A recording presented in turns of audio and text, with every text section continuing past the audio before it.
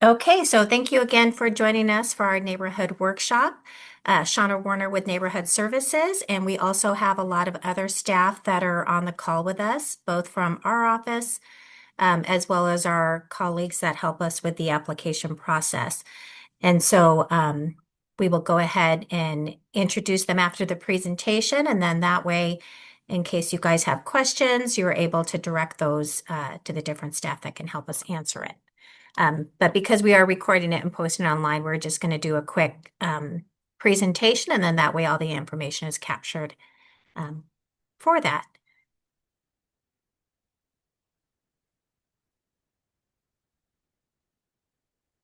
Okay, so for those of you who are new to our process, our mayor and council set aside a portion of the city's annual budget for our grant program.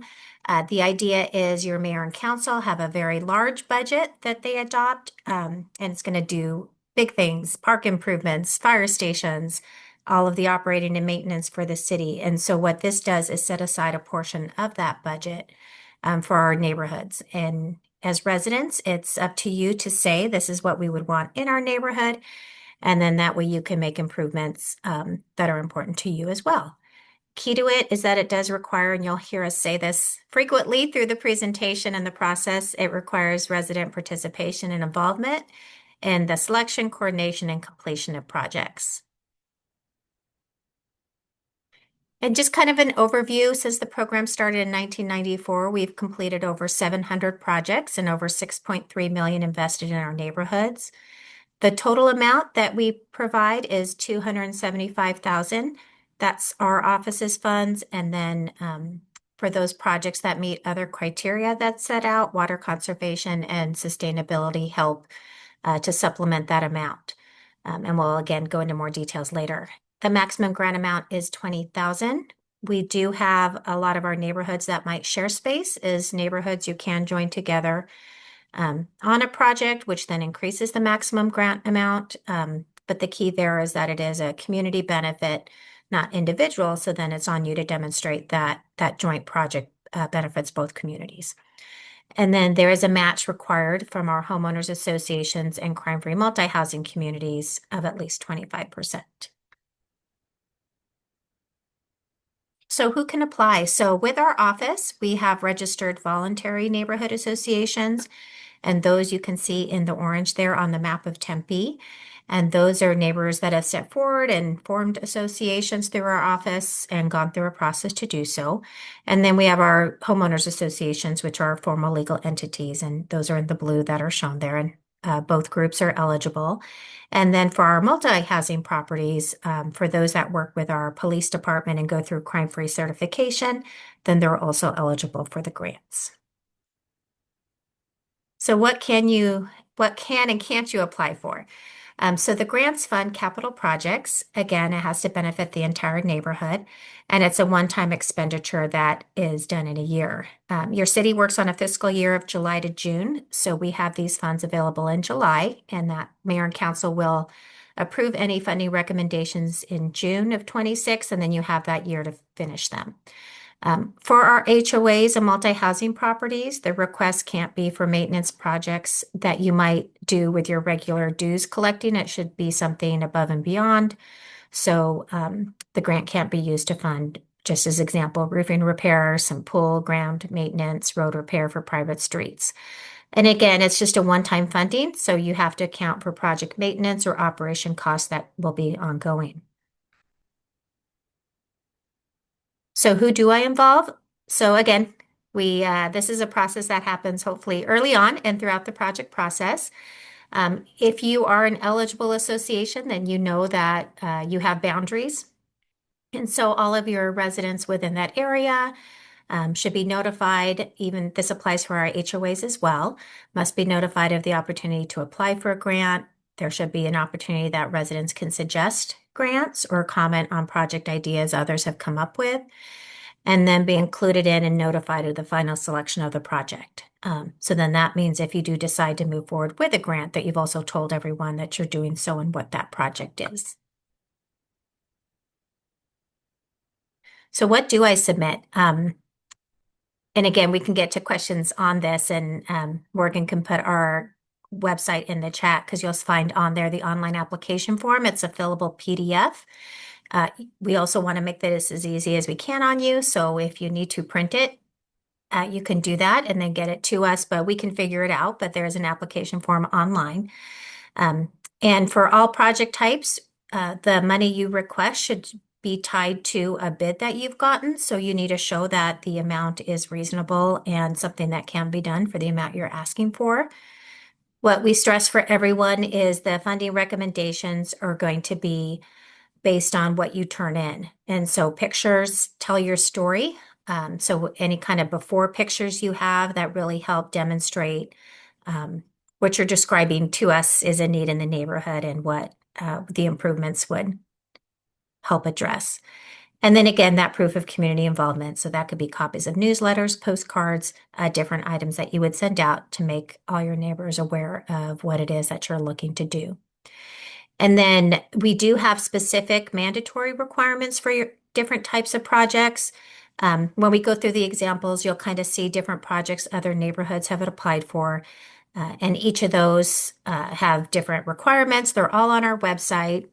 We aren't going to go through all of them in detail, but again, we have staff here online that can help with some of those, what those requirements are. But just as an example, if you're doing a lighting project, then our planning department requires different cut sheets and other technical background material that will show that those lights meet their requirements. So again, we try to make this as easy as possible on you. So our website is a great source for resources. We have on there again the grant guidelines by project type, any kind of FAQs we've gotten. We will host a data workshop on Monday, February 9th at noon. Again, the funding recommendations are based on the information you provide to us. And so the data workshop helps show you where you can find a lot of that information, help tell your story. If you want to plant trees in your neighborhood, it could tell you how much shade you currently have and where that need is. Different items like that. And then again, all of the other parks, traffic calming, water conservation, all of those will have their own detailed requirements outlined there. You can also find online previous grants that were awarded, so your neighbors are your best resource. So if you see that, oh, they did this type of grant when we go through our examples, both their application, their bids, all of that is posted online if they were funded. So you can see some of the successful grants there and the information that they had. So how do we evaluate the grants? Our office helps coordinate our grant program, but I also like to tell people that neighborhood services is not your yes or no. We do have an amazing team made up of representatives from pretty much every department in the city, and they're the ones that are going to evaluate your grant. So we help you with the process and can certainly give tips. But again, keep in mind, you're going to have about 30 to 40 staff reading these, reviewing them, and then that's how they're making their funding decisions. So we want you to be successful in telling your story and why the grant is important to the neighborhood and really the impact it can have. So what they're looking at for that and through your grant application and the questions that we have on there will, when you fill them out, pertain to these three areas. One is the impact. So we want to make sure that it is accessible to everyone, might address a shortcoming. And I'm not going to read through all of these, but you can kind of see some of the health and safety of residents, environmental benefit. So looking at shade, water conservation, energy conservation, all those pieces. The quality of the application, accurate budget. Do we know by what you said what you're going to do? A strong application will just have a very clear and brief project description where we could read a couple sentences and know exactly what it is that you're going to be doing with the grant. Complete application, all the elements are in there. You will see on the application by project type staff that you have to speak to. So for example, if you're going to be doing a park project and you haven't spoken to someone in parks, then it's likely not to get funded because they would have to agree to that being put in and taking on the maintenance there. And then again, that the neighborhood was included in the project creation and selection. And that's shown by that information you're putting in there on how you got input. And then again, the questions will get to your ability to complete the project during the year And then we'll also address how you plan to maintain it. Because again, these are just the one-time funding. You should have a plan on how you're going to keep those improvements. So again, this is the timeline. We've had our grant application up online for a while now, but this is really kind of we're getting to when the application is going to be due in April. So now you should be hosting those neighborhood meetings, talking to your neighbors, gauging interest, voting on ideas and all of that, talking with staff. We're also happy to come to any meetings you host. So we're happy to show examples of what's been done, just answer questions about the program, all those pieces. And again, emphasizing talking to city staff, so get feedback on your project. We're here to help you. We want it to be successful, so we can show you all those pieces. Getting quotes. And again, the city can't recommend vendors unless it's on our property. And so those are some of the nuances too that you'll see in those guidelines. But if it is on city property, then a lot of times we'll have vendors we have to use. But majority of the grants will be on private property. And so when it is, then you're responsible for finding someone that can do the job for you, and then getting quotes to show that it's a reasonable price for what they're doing. And then you'll be preparing your application, again, submitting it. And once they're applied, it's usually about 4 to 6 weeks before you hear from staff. So don't worry, all of those will be reviewed. And then the recommendations go forward to mayor and council, and they will do the final votes on what awards are made. So this is the fun part. This is going to be going through some of our completed projects, so you can get some ideas of what some of your neighbors have done. So entry signage is one of the grants that can be done. And so here's just some examples of if you do have that already, what those look like. For our voluntary neighborhood associations that don't always have those entry markers, you can see the blue and white neighborhood signs that can go on top of the street toppers. They will be that style and that color, so it's not a choose your own. Those are based on the different traffic sign regulations. We do also have neighborhoods that will put their numbers in the front of the house or in their alleys to help identify the address in case of responses needed. Here's some fencing examples. The one on the top is one of my favorite grants. I think I highlight this every year because it was so fun. This was a neighborhood over at McClintock and Guadalupe, behind the Changing Hands Trader Joe's complex. And to get there, they used to have to walk around the entire complex, go out on a major road. And so what they did was put in an accessible path and gate. And so this way now that they can just walk through the community to get there. And then you'll see some of the other fencing that's put in. This is where staff would work with you and make sure that it meets any of our code security, to where you can see, like with some of the wrought iron, you can still see through it. These are some of the arterial walls for our voluntary neighborhood associations to really look at how the entry of their neighborhood can be improved. And so here's some repair and painting of that for a uniform look.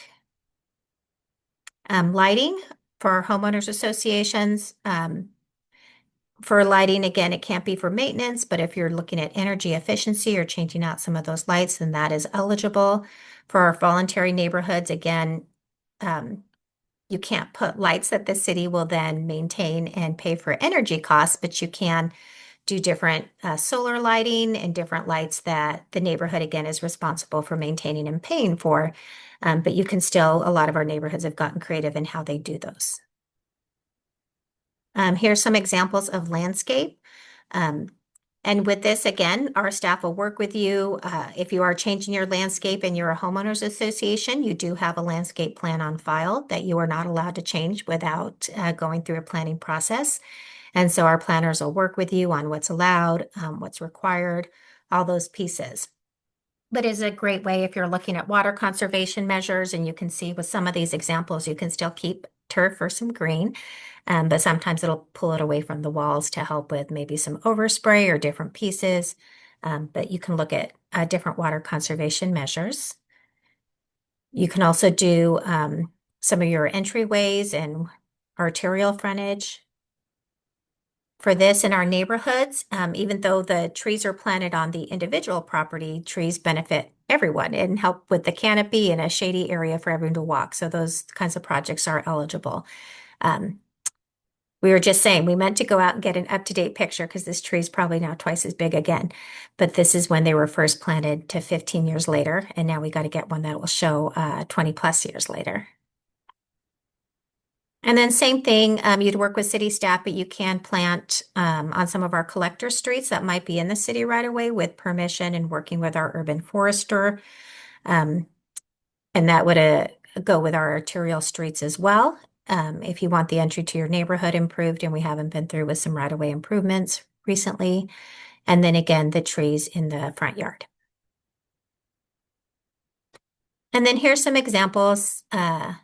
And we do have staff that can speak to this and explain it much better, but with our green stormwater infrastructure, where it's designed in a way that it's capturing the water that's coming in and doesn't need that irrigation or water source, which is also helpful for some of our neighborhood associations that may not have that community space or ability to pay that bill every month. This still can be designed in a way that they can collect the water and still have landscape grow. And here's some other examples of where that's been done. And then we do have neighborhoods that put art in. We have art that's on public property and we have art that's on private property. Um, Either way, we do have a pre-qualified artist list that is on our website, and we also have printed copies if you need them. But that is a vetted artist list. And if you are going to be putting in for public art, it is required that you use that list. If you're putting private property, again, our public art staff can assist you, but then that maintenance, all the other stuff is on the neighborhood. And here's some example of different art that's been done. We have in some of our older neighborhoods flood irrigation, and those standpipes have been improved, some benches in parks, bike racks. And then here we have some that's done in some traffic circles and along some of the roadways into the neighborhood. And then here's some that are on private property. So again, the neighborhood will be responsible for maintaining them. But last year was the first year that we funded some murals. And so then this year we had a couple that were funded again. And the bottom right one is still in progress. So you can see some of the paint out there. And then the other two are completed ones, but those really add, and those are where they're visible to everyone. So they're not hidden in alleys. They're in areas of the neighborhood that either face to the road that anyone can walk by. So they really become or in the one case, it faces one of our parks. And so then everyone can walk by and enjoy the mural. With our parks, again, this is intended to fund neighborhood level projects. So we don't fund large improvements that might have to go through a different public process, but we do also have a park plan with scheduled improvements. And so anything that goes in, we do make sure that it complements what's going on in there. And here are some examples of just some of the projects that we've done in parks. Accessible benches, accessible gathering spaces where you can have a pad and some benches to meet on, smaller shade structures, some fitness equipment, grills. So you can see that they're smaller. And in one case, one of our neighborhoods added a couple skate elements that have been super popular. And here's some bike racks and trees. If you want more trees in your park or anything, then those are eligible as well. And then traffic calming, the one thing to emphasize with our traffic calming projects is that they do have a process for most of the stuff that goes in of having your neighbors agree. You don't get to skip that process. You do still have to meet the requirements for speed, volume, petition signatures to put those in, but it is a funding source. So our traffic calming staff will work with you, but if you do want to pursue one of these, then it can be funded through the grant project. But again, you do still have to meet all those requirements. And here's some other examples outside of speed cushions where they've done some circles in the intersections. And then here's some just other ideas that neighbors have come up with. We always say there's a first time that we might fund something. So you're always welcome to, if you don't see an example here and you have an idea that your neighborhood wants to do, then please do reach out and we're always happy to talk through that with you. In a couple of our neighborhoods, they do have community gardens. The Victor Acres and Escalante neighborhoods did a oral history and then printed a book for all of the members at that time that lived in the neighborhood.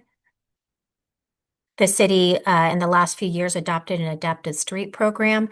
And so we have over the last few years now funded some of those projects. And that's where you're putting in some different installations in either the bike lanes or in a couple of these cases, the intersections there. And so that's just an overview of all of the different examples and overview of the program. We will move to questions, but first I just wanted the staff that are online to introduce themselves. So Morgan, maybe I'm sharing my screen, so I can't see everyone. If you don't mind just calling on people to say hi and let them know what department they're with. Yeah, no problem. Just first of all, I'm Morgan. I'm Morgan Kennedy. I work in neighborhood services with Shauna. So next will be, let's see, how about Kat, if you want to introduce yourself? Sure thing. My name is Kat Bodwin. I'm a public art specialist. So if you are looking for a public art project, I will be the person assisting you. All right. And then Corey Steele. Hi, everyone. Corey Steele. I'm in traffic engineering from the Transportation and Sustainability Department. So things in right away or anything with traffic calming, I'll be involved with. All righty. Thank you, Corey. And then David McClure, or Dave. Hi, Dave McClure with Parks. Kind of weird angle there. I'm a landscape architect with Parks, so anything that's deal with parks would go through me. All righty. And Helene Kack. Hi, everyone. I'm Helene Tech with the Transportation and Sustainability team. And the grant that I'm focused on is the Urban Greening Grant. So I'm happy to chat with anyone that's interested in that. All right. And Jacob Payne. Hello, I'm Jacob Payne. I'm a planner with the city's planning division. So anything to deal with changing landscape plans, I will be happy to answer any questions. Here. Next is Casey Funkhauser. Hi, I'm Casey. I'm also in the sustainability department, working on urban cooling and greening. Okay. And we have Mike Scarpita, I believe you're a planning inspector. Yeah, I'm Mike Scarpita. I'm a planner with the project assistance team, and I handle mostly signage. So any sign questions, be happy to help as well. And then Rebecca Rothman. Hi, I'm Rebecca Bloom Rothman. I'm the public art manager working here with Kat Bodwin for all things related to art. Alrighty, I think that's all the staff except for our last two neighborhood services staff. So Elizabeth, if you want to introduce yourself, and then Bree. Hi, this is Elizabeth Thomas with City of Tempe Neighborhood Services. It's not letting me show my camera for some reason, so moving on to Bree Belkey. Hi, everyone. I'm Bree Belkey, and I'm on the team with all of them. Alrighty, I think that's all the staff. If I missed anyone, feel free to come off mute.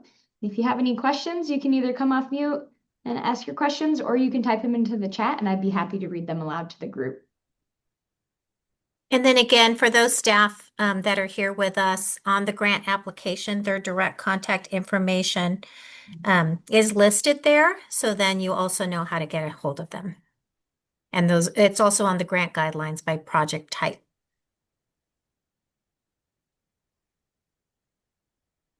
I had a couple things. This is Elizabeth that maybe Shauna could answer while people are formulating their questions. Shauna, can we include mention of if they have two different projects that are 20,000 or below, how they might address that?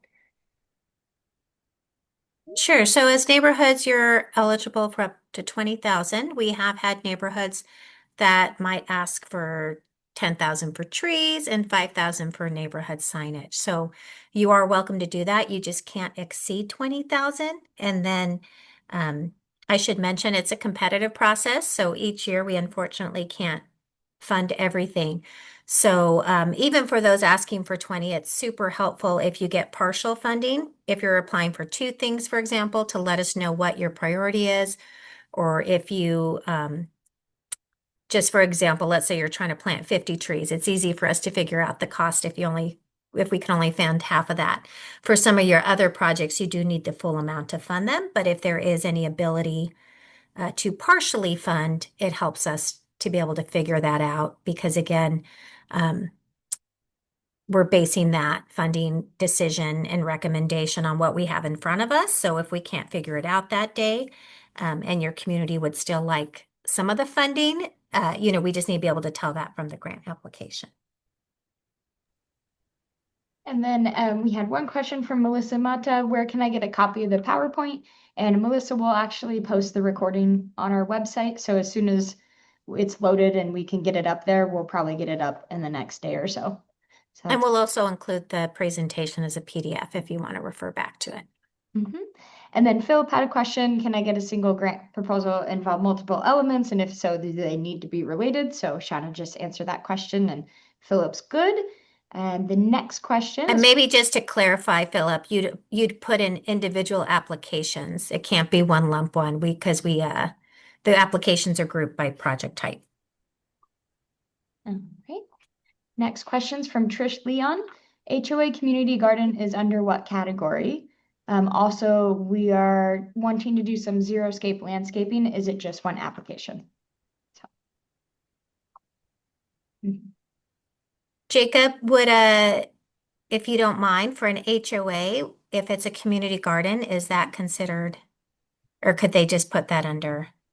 Yeah, I guess that's an interesting thought. I mean, in a sense, right, a community garden is kind of your landscaping for your area. So I would think that you could lump those into one thing, assuming that where you're putting the garden is maybe a part of your HOA's common area that's already been landscaped. Yeah, I would think that that could be included as one. All right. And then the next question is from James Aberley. Is there any priority given NAs or HOAs that have never received funding previously? Sure. So part of the grant application process is the reviewers are provided a history of the grants received. All else equal, and I think it does say this in the application, if a neighborhood has never been funded, then they would be prioritized.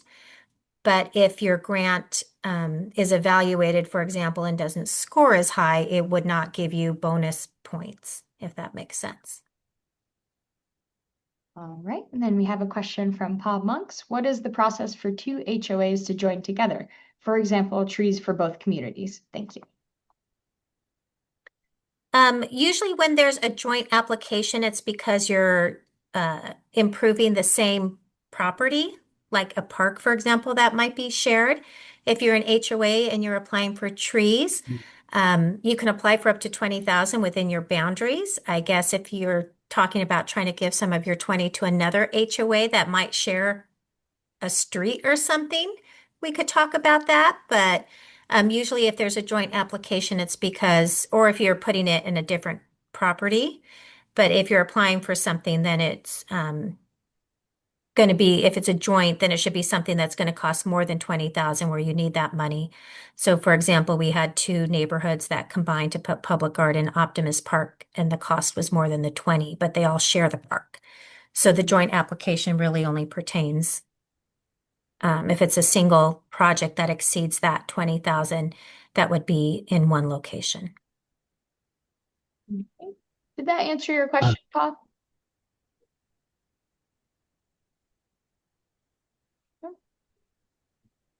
All right. Okay, perfect. We're good there. Next one, the zero landscaping, this is from Trish again, is needed for water meter corrosion and community garden are separate areas. Proposed community garden area is a dead area 10 years ago, had trees and grass, but now it's an empty lot. Is that all considered landscaping? Yeah, I'll respond. I'd put it in the chat too, but I guess you got to it just as soon as I responded, but that's all right. I'll say it out loud too, just for the benefit of everybody listening. But yes, so as Shauna was saying earlier, as a community, when it was built, we had a landscape plan on file, and so we, through these processes of grants to change landscape, we update those plans. So, if the area where the community garden you're considering putting it, used to be part of the landscape plan, and there were trees or grass or whatever else might have been there, the change from being that landscape area to being a community garden now is something that we'd want reflected in those plans. So that's why we're considering it a change in the landscape. Even if it's in different parts of your community, as part of the grant application, you identify, which areas you're looking to do which things and give us the details for each of those areas. Yeah, and I would just suggest in the budget, you break those costs out. All right.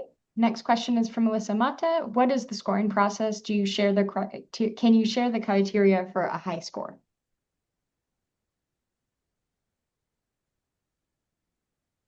Let's see. And part of it is also going to be, I don't have the grant application in front of me where I can pull it up, but under the grant application, you're answering questions. So for example, one of the questions says, how are you going to maintain this project? And so that's, so obviously your answer then says, okay, they have an ability to do that or not. It does ask you how the project will benefit your neighborhood. So all of the grant application questions relate to what's evaluated here. Next question from Kathy Berg. How do we get a copy of our HOA landscape plan on file? Yeah, so we have a lot of these records, especially depending on how old the neighborhood is. Some of them might be on microfilm, but I'm about to drop a link in response to that question for a public records request. That's the best way to go about getting a copy of that. It's a way for us to track, which records we're looking for and give somebody a flag to go look for it. So I'm going to drop the link in response to that comment. All right, great. And then Elizabeth Thomas, please clarify xeriscape versus zero landscaping. I don't know, Jacob, if Do you want me to clarify? yes, if you'd like to, I can take a Sure. stab, but I think you're more the expert there. Yeah, I'll take a stab at it. So, and a lot of times when people are saying xeriscape, zero, like the number xeriscape, it's kind of a play on the term xeriscape. And the term xeriscape refers to low water use, drought tolerant landscaping that's more adapted to a desert climate. And xeriscape is kind of like a joke that, it usually ends up being less ground cover than you might see with like a turf lawn or more water heavy user type landscapes.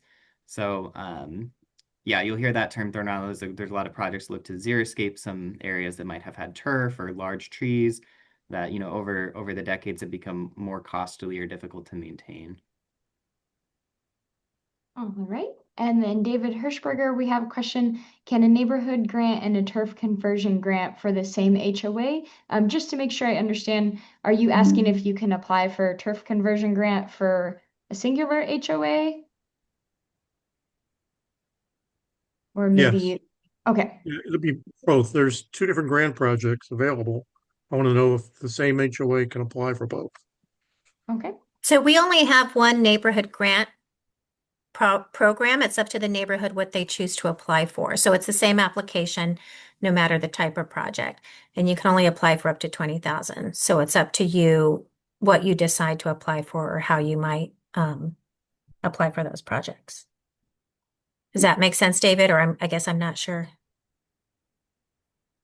Well, based on what I've read on your website, there's the turf conversion as a separate grant project.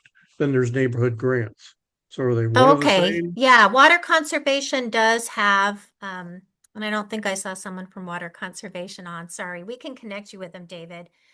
Please. But yeah, so they do have rebates for conserving water for HOAs that are separate, but could be complementary. So we'll make sure you connect with them. Thank you. And they also help advise you on when you're applying for the grant, what you should put in to save the kind of water and all that. So yeah, we'll connect you with them. Thank you. All right. And then someone asked for Jacob's contact info. So Jacob put that in the chat. Thank you, Jacob. Next question for Kimberly, from Kimberly only. For neighborhood trees, since they will be placed on private property, there's no public space in our area. Do I need to identify which houses include in the grant, or can this come afterwards? So you should have kind of both, I guess. And we do have an urban forester, Richard Adkins. He couldn't join us today, but I should have mentioned we'll also be in person tonight at 6 p.m. at the Pyle Center, and he will be there. And we have some great examples online of tree applications on private property. But he will first of all help you with the type of tree. It does have to be low water use, drought tolerant. Also with placement, because some houses that may say they want a tree, you actually can't fit one. And so he's also really great at that. But you should put out as part of your process when you ask the neighborhood, hey, we're looking at applying for trees. Do you agree with this? You should know, hey, do you want to get one? Because if you're putting in the grant and you ask for 30 trees, you should know that there's 30 homeowners that would like to have one. And if just for our neighborhoods as well on private property, if it is a tenant in the private property owner has to agree to planting the tree. And then you can put in a map and it kind of shows, and that also helps us when they're looking at the placement. But then you will have some that for whatever reason can't be planted. And so after the case, then you can be like, oh, hey, we had another neighbor come forward. So we have had some where, for whatever reason, we always have a couple excess trees. And so we have had some households identify after. But again, the key thing with that is just working with our urban forester as well as the planning department. Jacob's a great resource as well as far as the type of tree, where it's planted, just to make sure it doesn't conflict with any kind of utilities in your front yard or anything like that. Thank you. I have a quick follow-up question on that. I know the city of Tempe offers a map showing the shade coverage across Tempe. Has that been updated since the October 13th microburst? Because our neighborhood got absolutely annihilated, so I don't think it's accurate. We can find out for you, or I don't know, Casey and Helene, if you know, but again, Richard couldn't make it today and he'll be there tonight, but we could for sure ask and follow up with you. Yeah, I know the tree inventory hasn't been updated. That's the map where you actually go and can see the individual trees. Tree canopy, I'm not sure if it has been updated. There is a way to look at satellite data, but I'm not sure if we've linked that to the Tempe's website. So that would be a question for Richard. And then certainly that's where the narrative can help. So if you in the grant application, you do have opportunities to describe your grant in more detail or how it might benefit your neighborhood. So you could certainly share the impact of the microburst and how many trees your community lost within that narrative. And that's also considered in red. All right. Next question from Justine Yates. Can a four-way stop sign and crosswalk be considered for a neighborhood grant? There's an existing two-way stop sign in this location, First and Roosevelt Street. Yeah, I can answer that from traffic engineering. So anything that is a change in traffic control patterns is going to require us to do a study. We actually have a separate process for that. I can tell you this intersection you mentioned is actually one that we have on our studies list. We're getting to it. So we have a separate way to address that. If there's questions like that, you can always reach out to us. And we'll do a study and evaluate on our own. And then Corey, so if warranted, you would install a four-way stop versus having to use the grant. Yes, yeah. If it's warranted, we will do that. Okay, going through. So Pa had asked, do you have contact info for benches and solar lights? And I believe that would be Jacob Payne. Correct me if I'm wrong. Yes, so for lighting improvements, planning and the community development department would be able to assist with that. Same with benches. The benches, it kind of depends on the location. If you're talking about in parks, you would want to reach out to parks contacts, but there's some situations where we see maybe it's like a HOA common area. We can help with that over in community development. That contact info is just listed right above in the chat. And I can replace it if needed, just let me know. All right. And then we have another question from Carla Cotton. Is there additional money available to replant trees that were toppled during the October 13th storm? Our neighborhood lost 75% of our trees. So Sure. We actually have a tree resource card that Richard just completed. So we have your contact information so we can send that to you, but there are various resources between, depending if you live in an SRP territory, the city has a tree rebate outside this grant for individual property owners. And I know Richard has some urban greening planting as well. So we'll make sure and send you that information, and it has all of that list on there, including this neighborhood grant. So we can share that out. alrighty. Next question from Melissa. Our neighborhood association leader has a company on your approved list for landscaping. Is there a conflict of interest for us to use their company? As long as there's a bid, now if their company, for example, is 20,000 and another is 10, then that's looked at, but you're welcome to still get a bid. All right. And then we have a follow-up for Corey from Trish. Being an interested person, Corey, is there any review of Beldamar and Rural Street spending?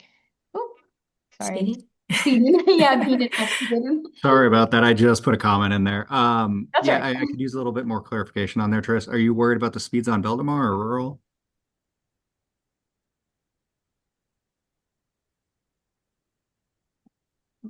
Like, Going down going down Beldamar. Beldamar. I will look into that. I know we've got we get regular traffic calming requests. So that one may or may not have been evaluated. But if not, please provide your email and I can reach out and we can follow up with you to see if that's something that we can evaluate through our neighborhood traffic calming program. All right. And we had someone wanting Corey's contact info, so he just placed his email right in that chat for everyone who wants to talk to him about speeding. All right. And for those of you who I said I'd follow up with you, I'm going to be sending that to the email you signed into the Zoom with. So if you prefer another one, please let me know, but otherwise you'll be contacted at the email you provided.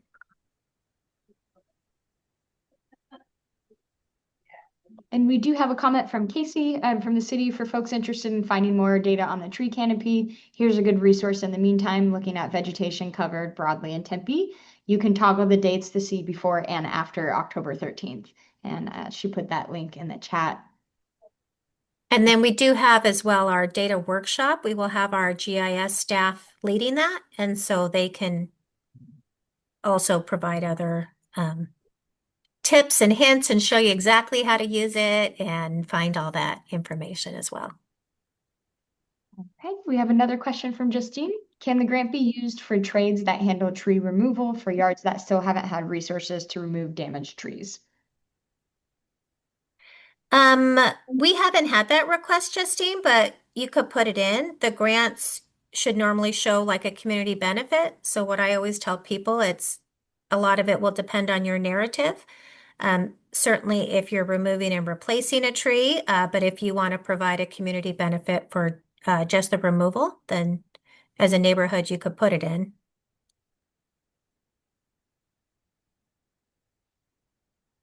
Right.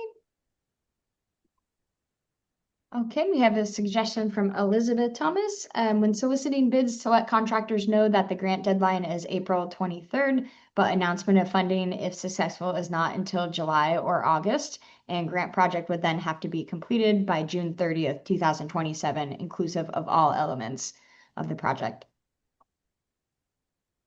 So just when getting bids, just so you guys let them know, a lot of times it might have, this is only good for 30 days. So just make sure that they know and build in that the price is valid for longer.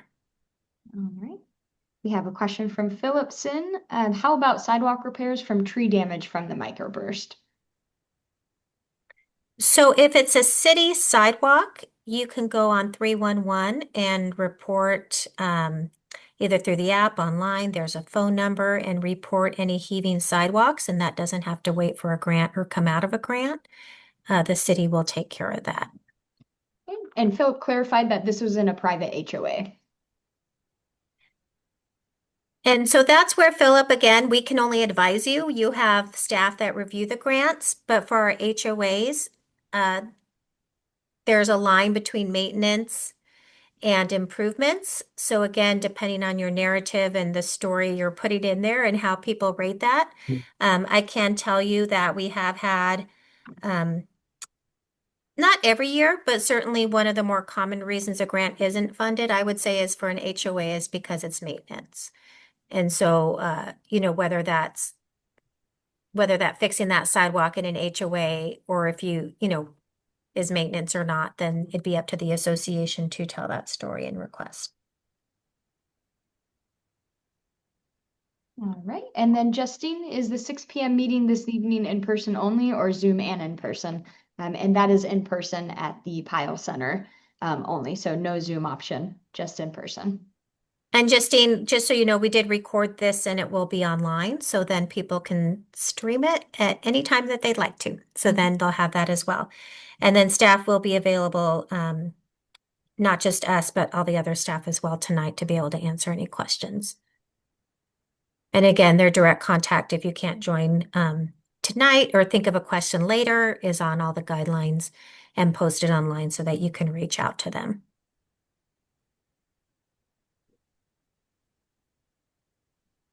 Any more questions? Nothing's coming through. Some really good questions. I learned a few things myself. Thank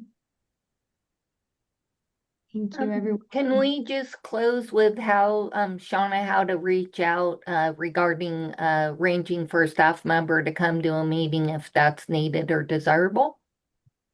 Yeah, we mentioned that we're happy to come out to a meeting, so all of our contact information is available. If you're on here, then you probably know how to get a hold of us, but you're always welcome to reach out to Neighborhood Services and we can help coordinate and or directly to the staff that are listed as the contact. Alrighty. Nothing else is coming through the chat except for thank you. So thank you all for joining. We appreciate it. And again, I would just encourage you all, online, there's a great number of resources. And I know just from talking to other grant applicants, a lot of times if you look at the previously funded grants, there's just some good ideas. You can kind of see how they compiled the information, what they turned in.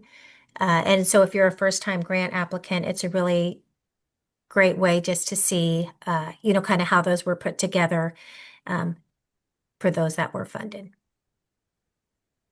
All right, thank you, everyone. Thanks, everyone.